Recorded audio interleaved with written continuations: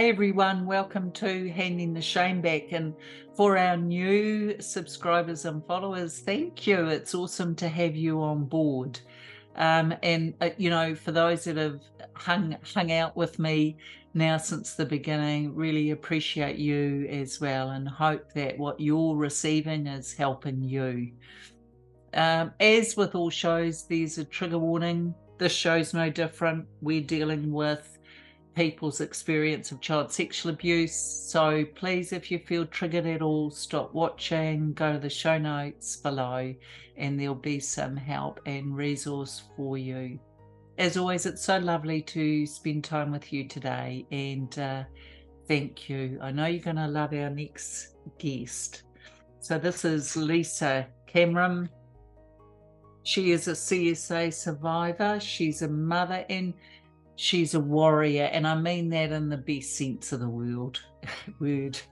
She's very gentle, very genuine, and equally quite a resilient person. So let me welcome to the show, Lisa.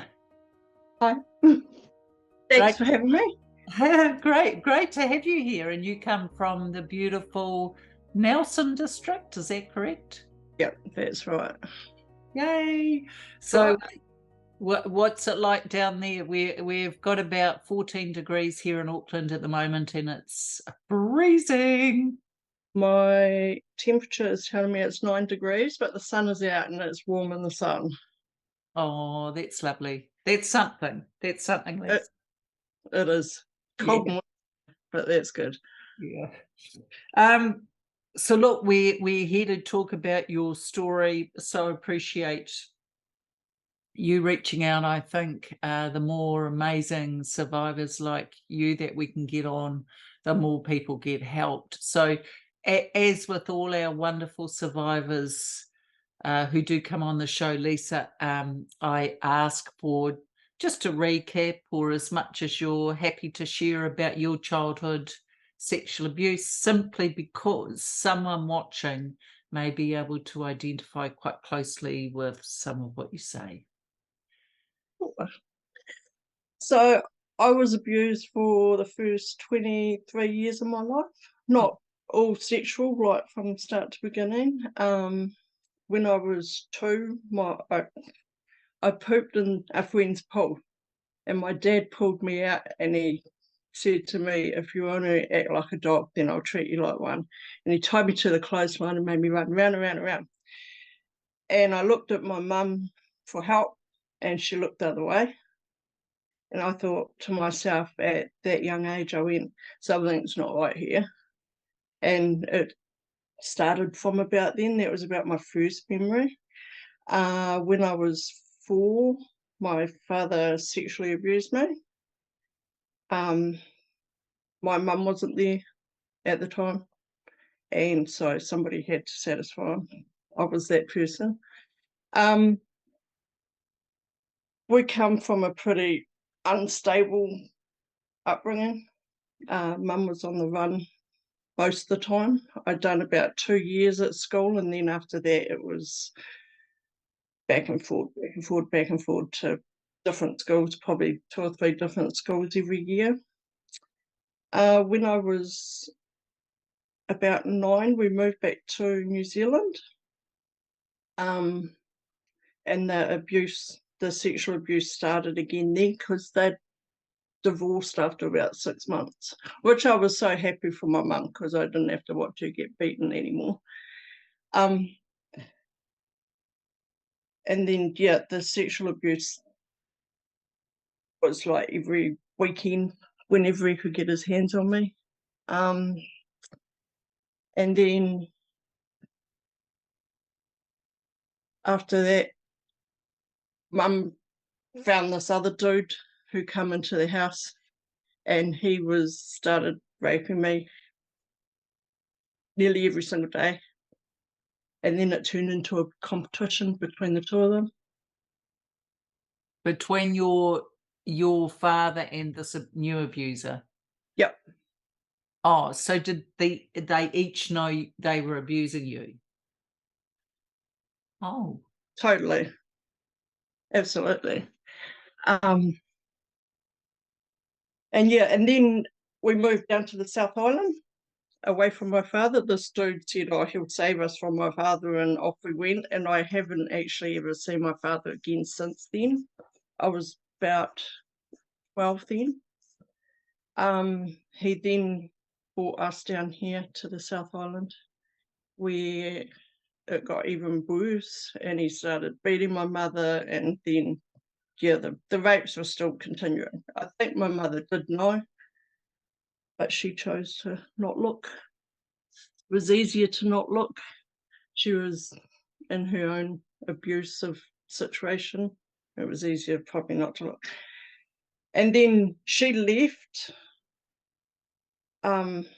She went back up to the North Island, and I was there with him, where I left school and had to work. How old were you when she left you there? I was 13. So you She, left school at 13? yeah. Wow. She stood on the side of the road and yelled some pretty nasty, nasty words, which I don't want to repeat. I'm not allowed to repeat. They were nasty. That's something that stuck forever. And she just left. So you were left with him from the age of 13? Yep. And you had to leave school and go and get a job to try and support yourself? Yep. I had left school before Mum actually left. I was sort of working but wasn't working. But after she left, I had to work. I had to. I had to So fix myself. so were you living in the house with him or still Yeah. living with him? Okay. Yeah. And then your mother doesn't deserve to be called a mother. Was she, I know I hear you've said a couple of times she knew, and chose to look the other way. Have you ever, or did you ever talk to her about this, Lisa? She wasn't going to help me. She proved it all the way through my childhood. Dad used to physically abuse us. I don't, oh my God, that's the first time I've called him Dad. I don't call him Dad. That's the first time.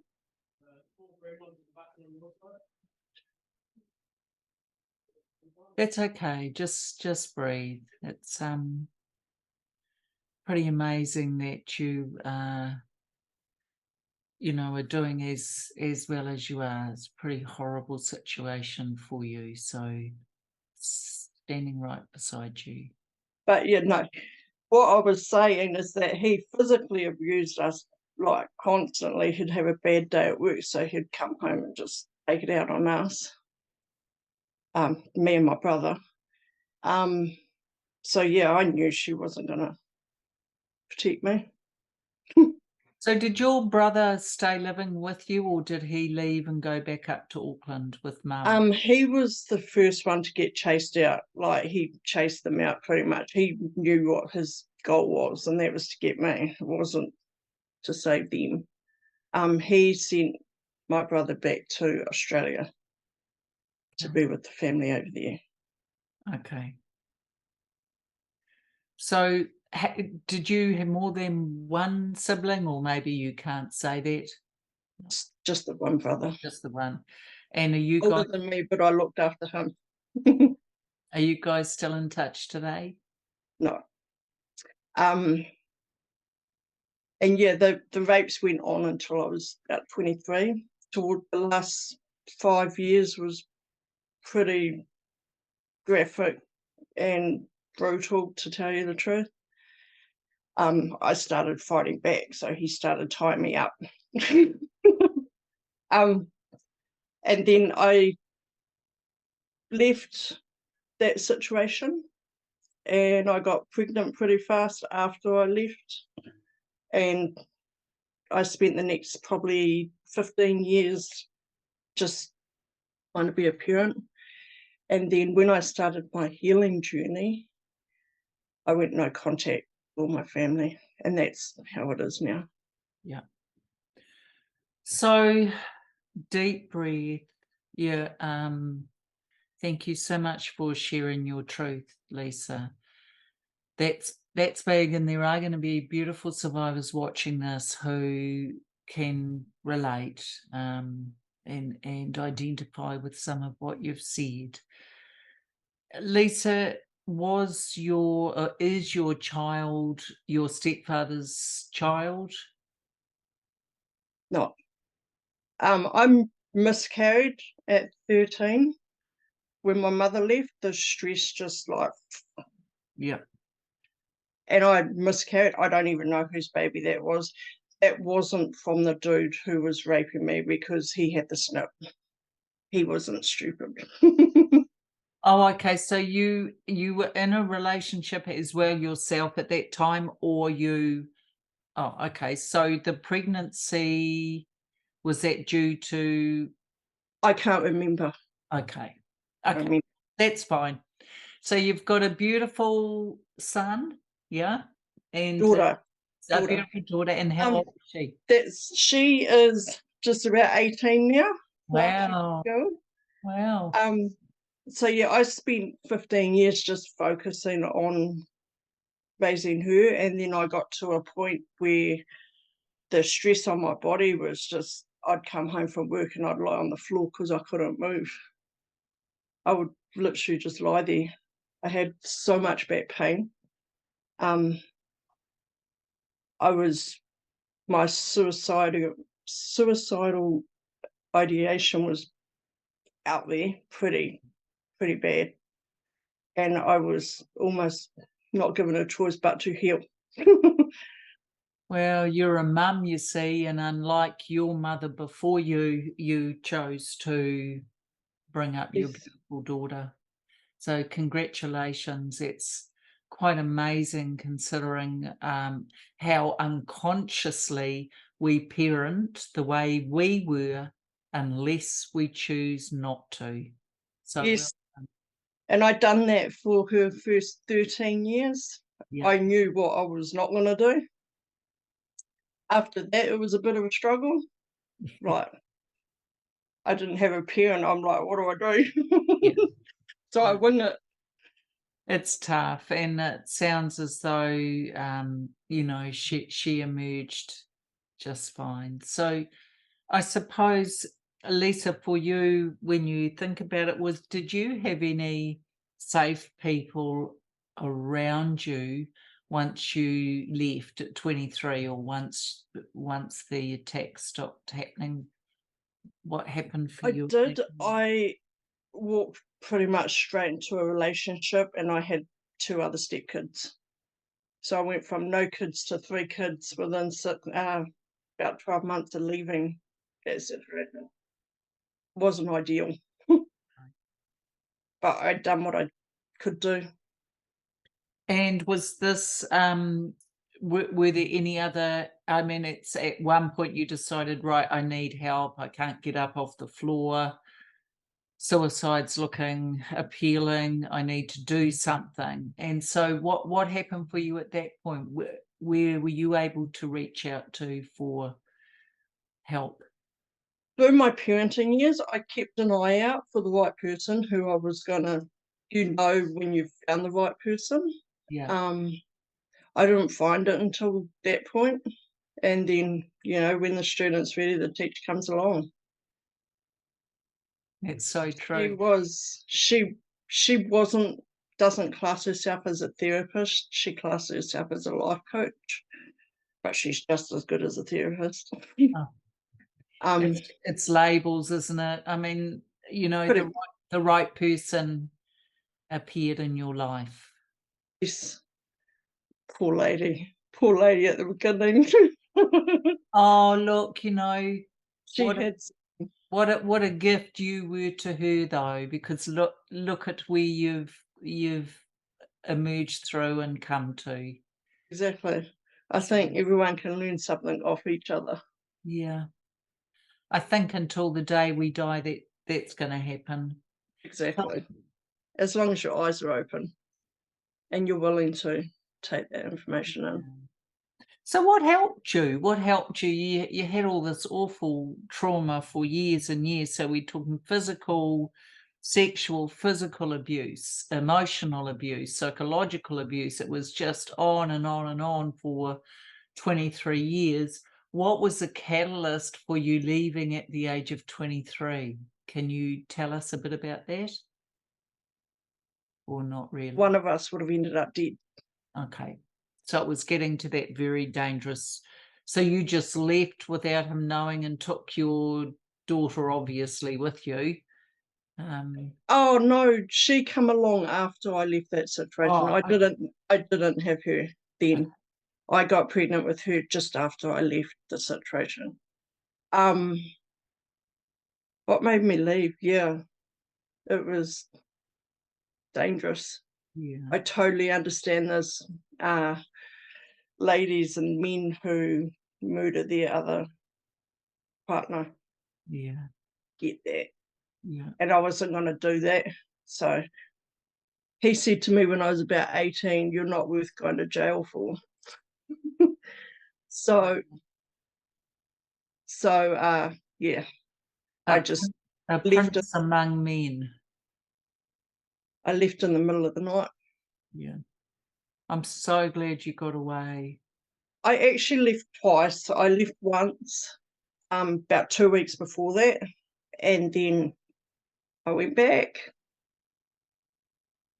Yeah, and now that you look back at that, what do you make of it? That you left and then you went back. What's your thinking around that? Fear.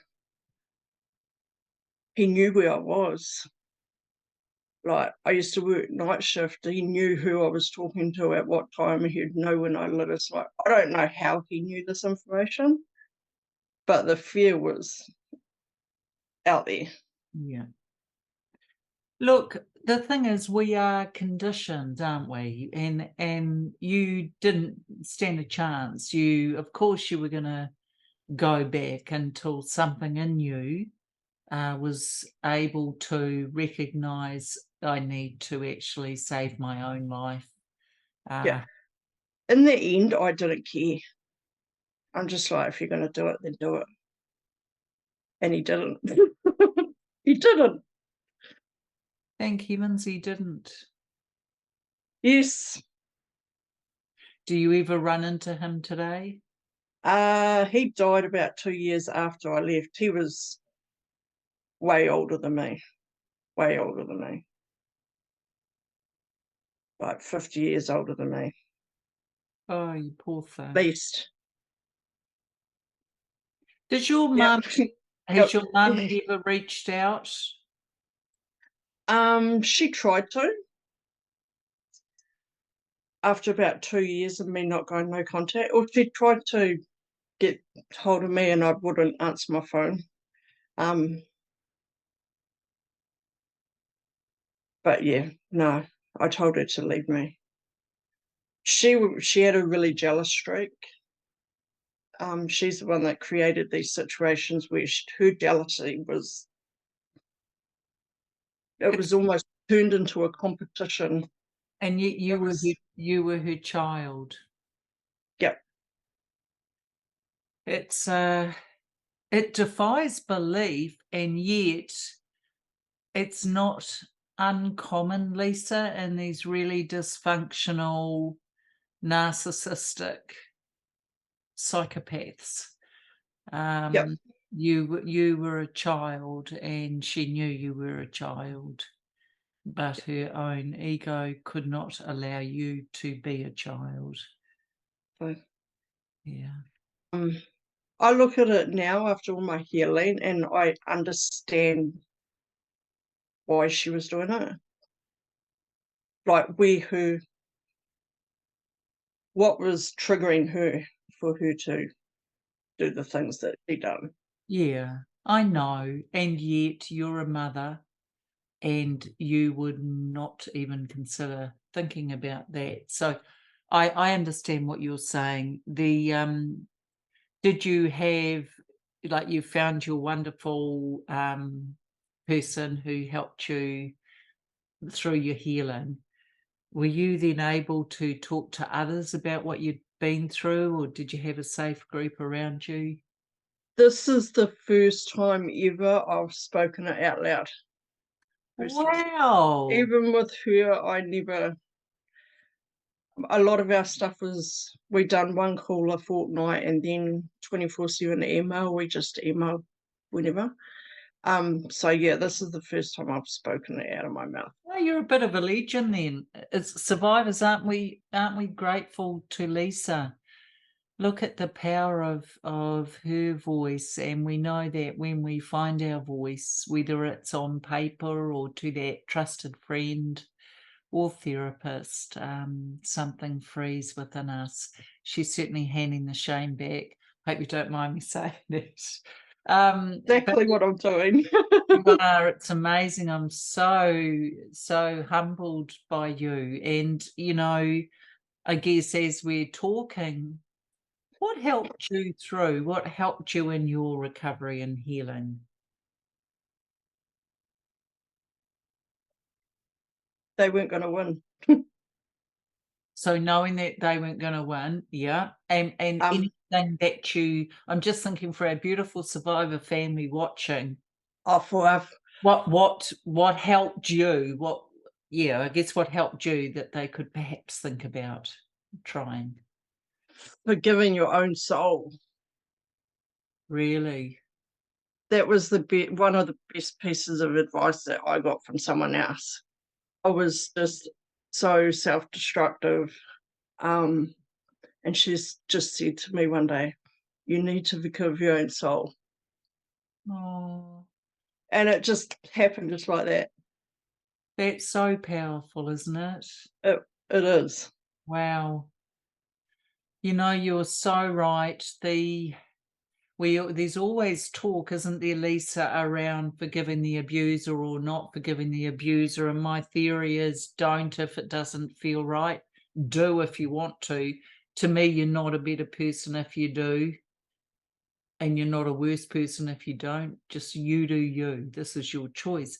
But it's very rare we have a discussion around forgiving your own self. So thank you for that, because what was it, do you think, or what is it that stops us from being able to forgive ourselves?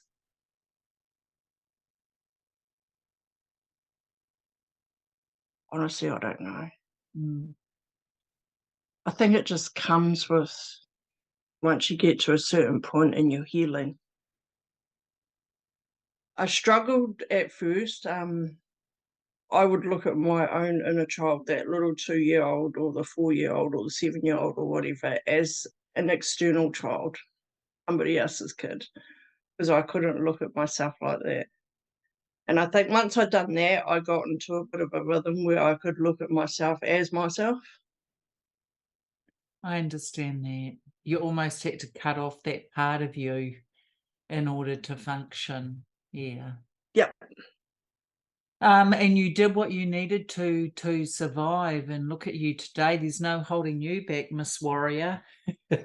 um, I suppose I just want to look at forgiving self. I think beautiful survivors, we don't often think about that, but the reality is we hold on to shame, which keeps us quiet, but we also hold on to a bit of guilt. And sometimes it's because we may have a sibling, a bit of survivor guilt. Maybe our sibling couldn't be saved and they got abused as well. Or maybe we feel guilty because at times our bodies are designed to experience pleasure. Maybe at times we were experiencing pleasure through the abuse. There's a whole level of experiences we could have had where guilt may have surfaced. And of course, I'm just wondering with you, Lisa, whether when all of that happens, because we didn't have a safe person or a person to take it to, it was easier to blame ourselves, because those adults were given the job of protecting us. And if they chose not to do that, we couldn't afford to lose them, because otherwise, as children, how on earth could we have survived? Exactly. Yeah. Mm.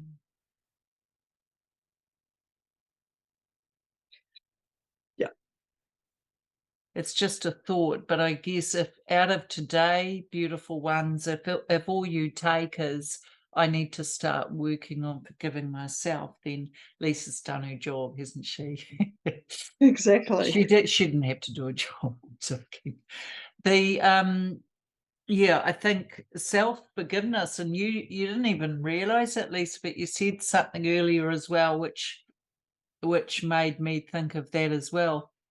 You know, that self-destructive you were talking about, that self-destructive path? Yeah. Once I left the situation, I was gambling and I started drinking and I was popping pills. I wouldn't sleep for like days on end, Yeah. 4 days easy with no sleep. Mm. Um, no one knew that. Even the father of my child, he couldn't even see it, and he lived in the same house. Well, and, you know, we do these things, don't we, because we're trying not to feel the Exactly. feelings. That's where all But, addiction from. honor yourself, because, Lisa, we know that over 85% of addictions, whether it's drugs or booze or food or gambling or overworking, we know that at their core, there's childhood trauma, specifically child sexual abuse. So I'm not surprised, and whatever you needed to do, or whatever any other survivor watching needed to do to help numb those feelings, you know, I totally understand it, and no judgment at all. It is what it is, and you did what you had to survive this. Um, Exactly. yeah, so I think I think really, you know, love and compassion and self-love are so big for us as survivors. Yeah. Long time to find that. Yeah, of course. Of Long time. course. Yeah. I totally understand that. So for you, as we're moving ahead, what's your thinking around, if there were new to the survivor world, in terms of, we might have survivors watching who have only just remembered or recognized that they experienced child sexual abuse. What advice might you give them, Lisa, to help them on their journey of recovery? Be there for yourself. Validate your emotions at the time. A lot of people are too scared to face the anger, like they weren't allowed to express anger. It was shut down. So learning to express it and validating it in the moment. What was anger like for you? Were you able to express it? You weren't allowed to. Right. So, what happened in the end for you with anger? I imagine you found it. I did find it after Yes. years and years of turning it inwards. Yeah. um, my lady helper that helped me, her favourite saying was "rage on the page." Everything went down onto a piece of paper, and that's how I let a lot of it out. I would just journal and journal and journal and journal. And it sounds as though it wasn't just anger, it was possibly any emotion you weren't allowed to show. And that's so damaging for us, isn't it? Just not to be able to express how we feel. So if we're having to bury it, that's where I suppose those addictions come in handy. Exactly. Yeah. And where there's anger, there's grief. Yeah, yeah. I reckon, just for myself, speaking for myself, those two go hand in hand. I think you're right. I think I heard once that anger is a cover for sadness. Exactly. Yeah. Yeah. Um, Once I process a lot of that anger, and I processed that for probably a good 3 years. Yeah. And then that lack of loss comes in about what you haven't had, then that kicks off. you're talking about the whole grief cycle, actually, which I love because we know, and survivors watching, I think you'll enjoy this. We know that the grief cycle has 7 aspects to it, but what people don't realize is there's no formula. You might stay in denial, denying it ever happened because it's too hard, for a year.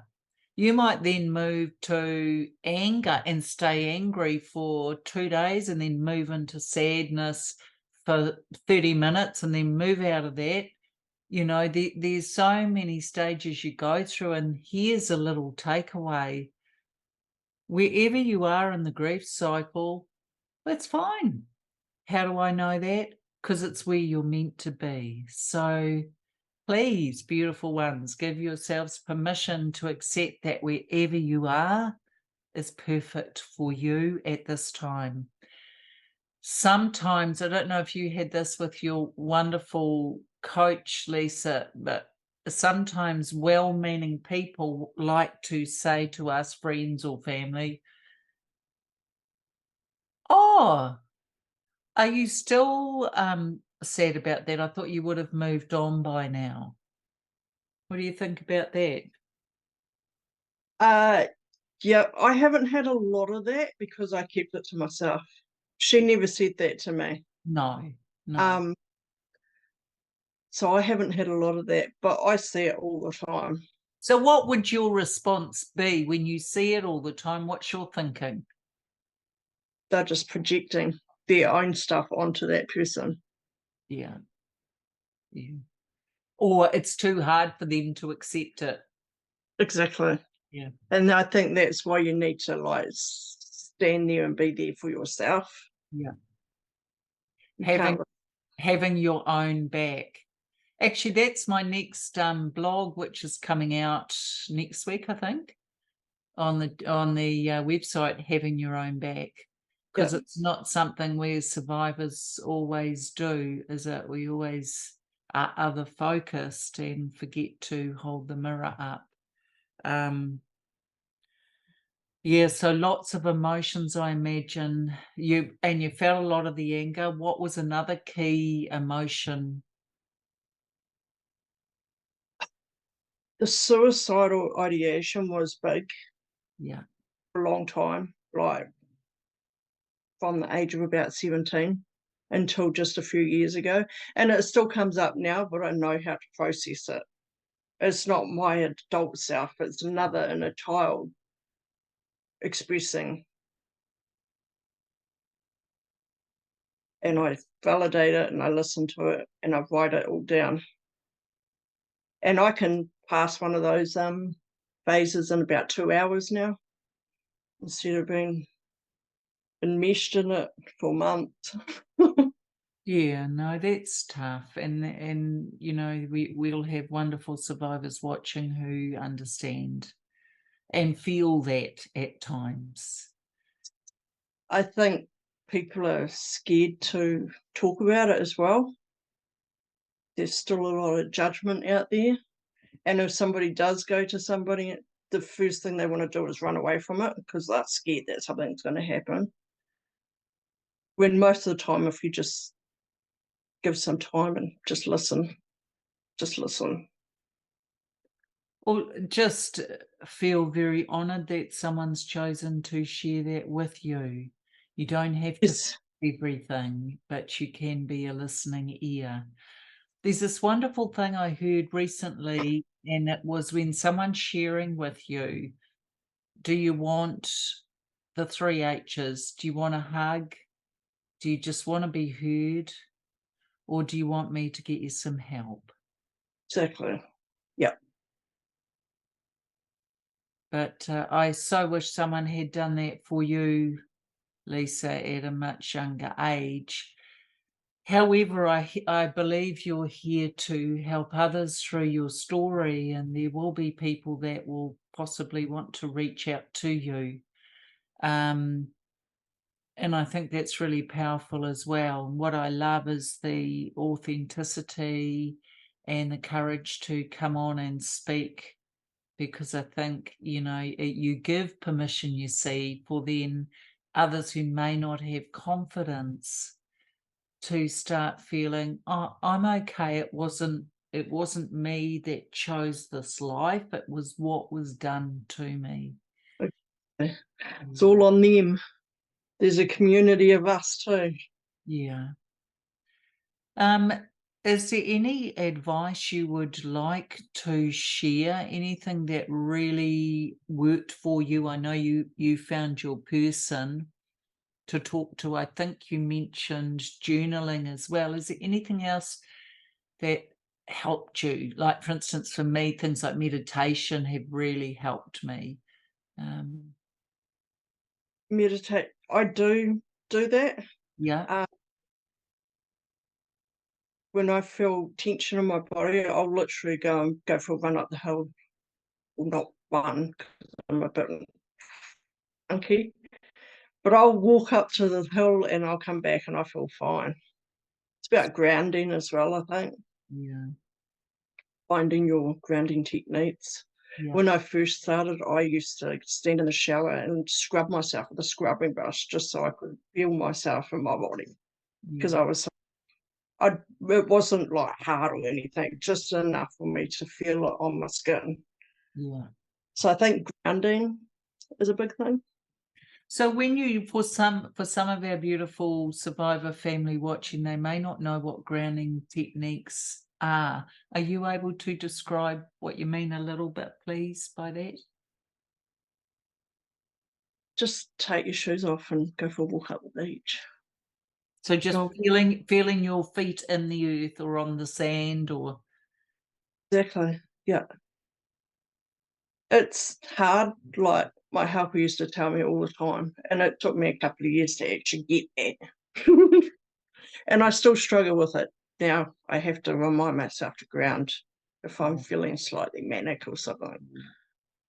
no, I like that. I think that's really important, because it's so easy to find a reason why that can't happen, and yet your soul is crying out for that. So Yeah. it's I'm really aware now. I think awareness is key to a lot of things. If you know where you are, then you know how to move forward. And Would you think something like using the five senses, like even just, as you walk past a flower, just even taking off a petal and smelling it, or touching something, like touching the grass or touching a tree, just trying to think of ways to get it inside our bodies again. yeah, exactly. Go and Oh, mow a lawn. Who doesn't yeah, love the yeah, smell of fresh lawn yeah, clippings? yeah. No, that's really good. I think so. Using the five senses team will be a really good one as well, to bring you back into the body, because again, Lisa, thank you. What you're really talking about is, because we were so dissociated through our lives, because we needed to be, we got used to being dissociated, which is not being in our bodies. So actually being out here somewhere. And it's hard for us as survivors to come back into the body at times. So Very. yeah, And it takes a lot of practice to do it. Like it doesn't come just like that. It takes, yeah, absolutely. can't expect miracles in this work. But you find the doorway to you, and what a beautiful doorway it is. So is there anything else you would like to add, just as we're moving into a closeout today? Not really. If there's any doctors or nurses or body workers, the Reiki masters, the chiropractors, the the osteopaths. There's any of them watching, please put on your enrollment forms, just ask the question, have you been sexually abused? It might open the door for somebody to just say yes. I like that. If it's not asked, then they're just gonna not speak of it. Well, also, it will mean that the way that the treatment is delivered or received by us as survivors. Yep. I interviewed someone recently and we were talking about this, because if the medical practitioners aren't aware, we can get so triggered with even going to a dentist. So I think it should be on a form. Just ask the question. Yeah, It might not, you don't have to tell them the truth, but at least it's there for those people who are ready to yeah, yeah. I say, love. I was one of them. Yeah, be That's good. the hardest step, is to admit it. Yeah. Well, and now that you have, I guess there's no stopping you. So watch this space. Exactly. Onwards and upwards from here. Yeah. This has been a hard step. Like I said, this is the first time I've actually opened it out. How are you feeling now? I'm great now. Better I than knew at start. you would be. Hey, look, just as we're going into a close, Lisa, please stay there. Audience, very grateful to Lisa today. She said several things, but a couple stick in my mind. I love the fact she said, validate your emotions as they emerge in you. I don't know about you guys, but I was terrible at it. It took me a long time to validate the anger or the grief or just feeling frustrated. So validate as they emerge. I love that she said that. She also mentioned to us, about grounding, and I think we need to remember this. With Lisa offering that to us, it brings us back into our bodies. And as survivors of child sexual abuse, we all know that's not something that we were easily able to do, because we didn't want to be in our bodies for obvious reasons. So as we're closing out, so much love to all of you. I see you, I stand beside you, and I believe you. Please do like, subscribe, and share this video.